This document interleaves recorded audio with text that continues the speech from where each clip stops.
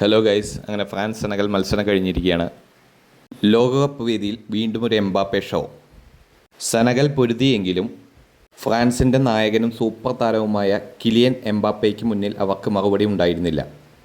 Mbappe ഇരട്ട ഗോളുകളുമായി തിളങ്ങിയ മത്സരത്തിൽ ബാർക്കോളയും ഗോൾ പട്ടികയിൽ ഇടം നേടിയപ്പോൾ 3-1 തകർപ്പൻ ജയവുമായി ഫ്രാൻസ് തങ്ങളുടെ ആദ്യ മത്സരം പൂർത്തിയാക്കി. അതിലും വലിയ വാർത്ത, ഈ മത്സരത്തോടുകൂടി കിലിയൻ എംബാപ്പെ ഫ്രാൻസിന് വേണ്ടി ഏറ്റവും കൂടുതൽ ഗോളുകൾ നേടുന്ന താരമായി മാറി. മത്സരം ആരംഭിച്ചതു മുതൽ തന്നെ ഫ്രാൻസ് ശക്തമായ ആക്രമണമാണ് പുറത്തെടുത്തത്.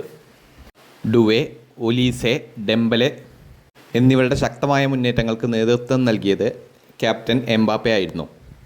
മിഡ്ഫീൽഡിൽ റാബിയോയും ചുവാമേനിയും കളി നിയന്ത്രിച്ചപ്പോൾ സെനഗൽ പലപ്പോഴും സ്വന്തം പകുതിയിൽ ഒതുങ്ങിപ്പോയി.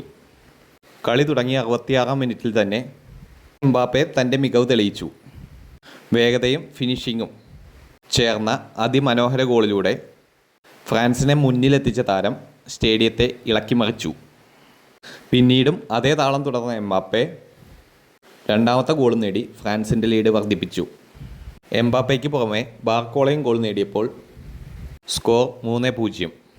ശക്തമായ കൗണ്ടർ അറ്റാക്കിലൂടെ തിരിച്ചടിക്കാൻ ശ്രമിച്ച സെനഗൽ അവസാനം എംബായയിലൂടെ ഒരു ഗോൾ മടക്കി. എന്നാൽ ഇന്നത്തെ മത്സരത്തിലെ ഏറ്റവും വലിയ വാർത്ത എംബാപ്പയുടെ റെക്കോർഡാണ്.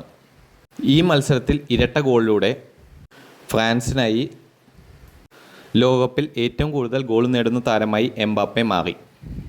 വളരെ ചെറുപ്പത്തിൽ തന്നെ ഫുട്ബോൾ ഇതിഹാസങ്ങളെ മറികടന്ന് അദ്ദേഹം ചരിത്രത്തിൽ സ്വർണ്ണലിപികൾ കൊണ്ട് തൻ്റെ പേര് എഴുതി ചേർത്തു. ലോകകപ്പ് കിരീട വിജയം ആഗ്രഹിക്കുന്ന ഫ്രാൻസിന് ഈ വിജയം വലിയ ആത്മവിശ്വാസമാണ് നൽകിയിരിക്കുന്നത്. എംബാപ്പയും സംഘവും ഈ ഫോം തുടരുകയാണെങ്കിൽ ലോകകപ്പിൽ ഫ്രാൻസിനെ തടയുക എന്നത് മറ്റു ടീമുകൾക്ക് വലിയ വെല്ലുവിളിയായിരിക്കും.